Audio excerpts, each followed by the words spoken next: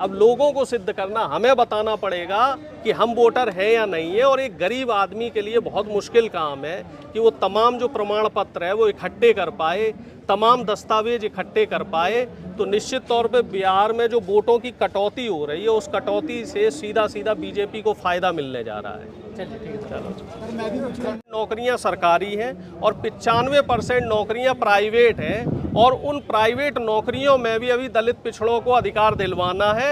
और इसीलिए धीरे धीरे ये जागरूकता कांग्रेस पार्टी द्वारा, हमारे जो पिछड़ों के नेता हैं उन नेताओं द्वारा, और जो हमारी विचारधारा है कि दलित पिछड़ों के लिए काम किया, पूरे देश में संदेश जाता है। निश्चित रूप से अब हम लोग पार्टी के भीतर भी, अभी तक तो ये था कि हम पार्टी के बाहर, हम बीजेपी से ये कह रहे थे कि हमें हमारा जो मौलिक अधिकार है वो दो, जातीय जनगणना करवाओ, इसके बाद जो ओबीसी आरक्षण है उसकी कैप हटाओ, इसके साथ ही जो प्राइवेट इंस्टीट्यूशंस हैं, निजी संस्थान हैं, उन निजी संस्थानों में हम रिजर्वेशन की बात कर रहे थे। लेकिन अब आज राहुल जी अब ये कह रहे हैं कि पहले हम पार्टी के अंदर भी जो व्यवस्थाएं बिगड़ रही हैं, उन व्यवस्थाओं को हमें पार्टी के अंदर भी ठीक करना है।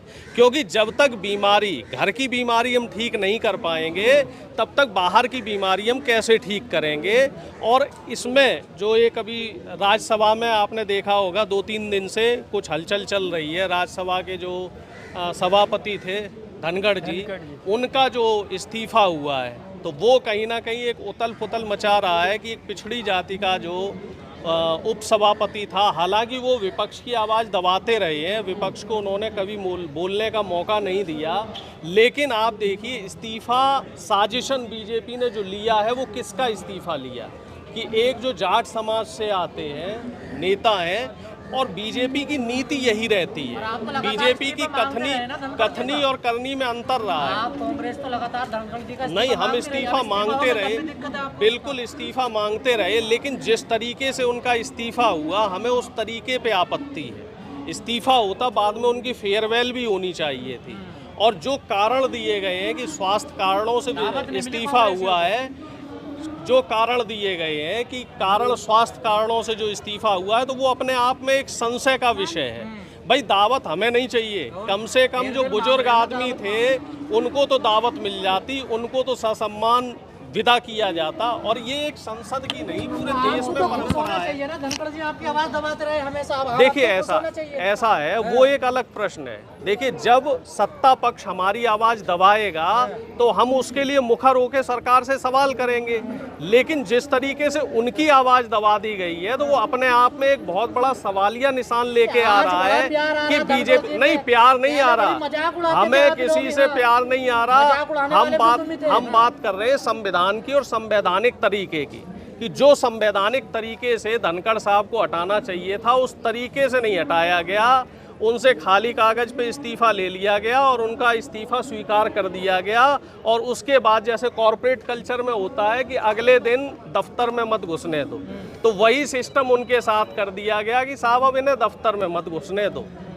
तो ये जो मोनोपोली बीजेपी चला रही है, ये जो लोकतंत्र का चीरहरण बीजेपी द्वारा हो रहा है, और ख़ास तौर से ये किनके साथ हो रहा है, आउटसाइड दी पार्टी भी दलित पिछड़ों के साथ, और इनसाइड दी पार्टी भी दलित पिछड़ों के साथ। जो बहुसंख्यक आबादी है हमारे देश की, उस आबादी की अनदेखी बीजेपी द्वारा हो रही है। और आए दिन आप देखिए, बहुत सारे केसेस आपको, बहुत सारी घटनाएं आपको ऐसी मिल जाएंगी जहाँ पे बीजेपी अपने अंदर जो नेता हैं, जो दलित और पिछड़े समुदाय से आते हैं, उनकी अनदेखी कर रही है, उनके साथ दोहरा व्यवहार कर रही है। और इसका एक जीवंत उदाहरण धनखड़ साहब है।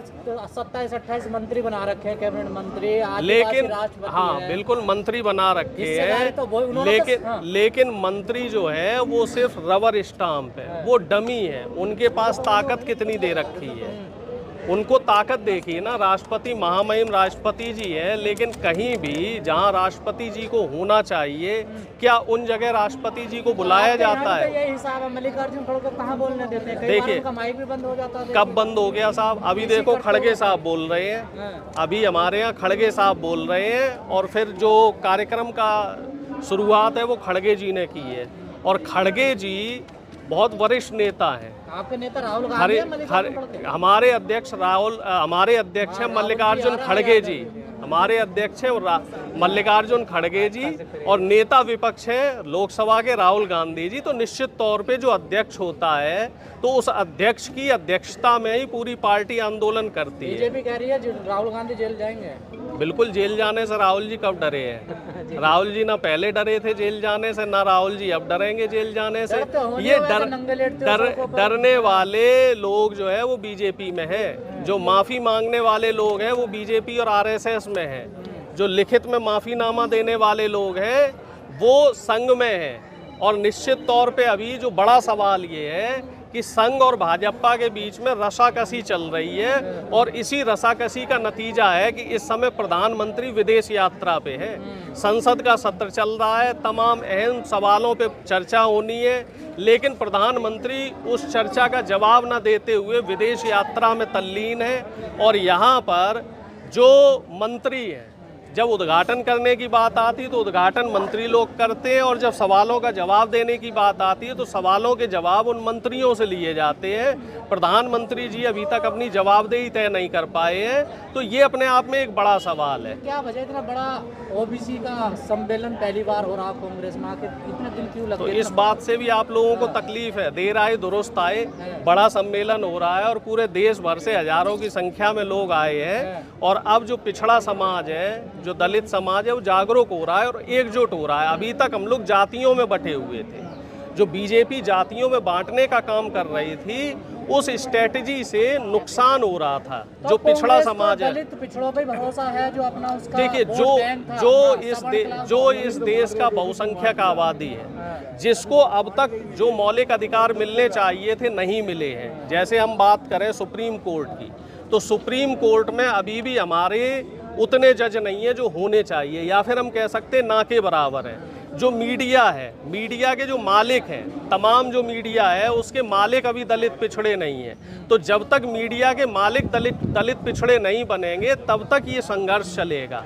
जो जुडिशरी है, ब्यूरोक्रेसी है और ख़ास तौर से जो निजी संस्थान है, क्योंकि इस देश में सिर्फ 5% नौकरियां सरकारी हैं और 95% नौकरियां प्राइवेट हैं, और उन प्राइवेट नौकरियों में भी अभी दलित पिछड़ों को अधिकार दिलवाना है। और इसीलिए धीरे धीरे ये जागरूकता कांग्रेस पार्टी द्वारा, हमारे जो पिछड़ों के नेता हैं उन नेताओं द्वारा, और जो हमारी विचारधारा है कि दलित पिछड़ों के लिए काम किया जाए, तो उसके लिए ये मूवमेंट हम लोग शुरू कर रहे हैं। ये चमची जो है, चमची तारीफ करती करती थकती नहीं, किन्हें कहते हैं ये? अब ये तो भैया आप लोग बेहतर बता सकते हैं, आप लोग मीडिया कर्मी हैं, आप लोग मीडिया के साथी हैं, तो आप लोग इस बात का जवाब ज़्यादा बेहतर दे सकते हैं, क्योंकि मीडिया के जो साथी हैं तो मीडिया के साथी ज़्यादा बेहतर बता सकते हैं। कहते हैं ना कि मीडिया तो वो खबरें ढूंढ के ले आती है जो खबरें उस व्यक्ति को खुद नहीं पता होती हैं।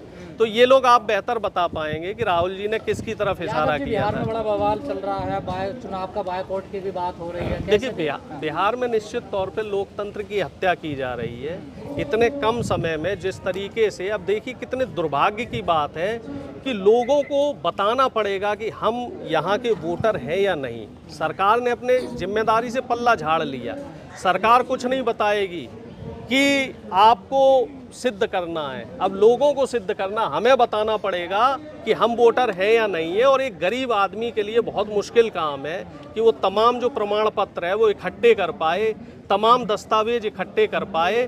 तो निश्चित तौर पे बिहार में जो वोटों की कटौती हो रही है, उस कटौती से सीधा सीधा बीजेपी को फ़ायदा मिलने जा रहा है। चलिए ठीक है। चलो।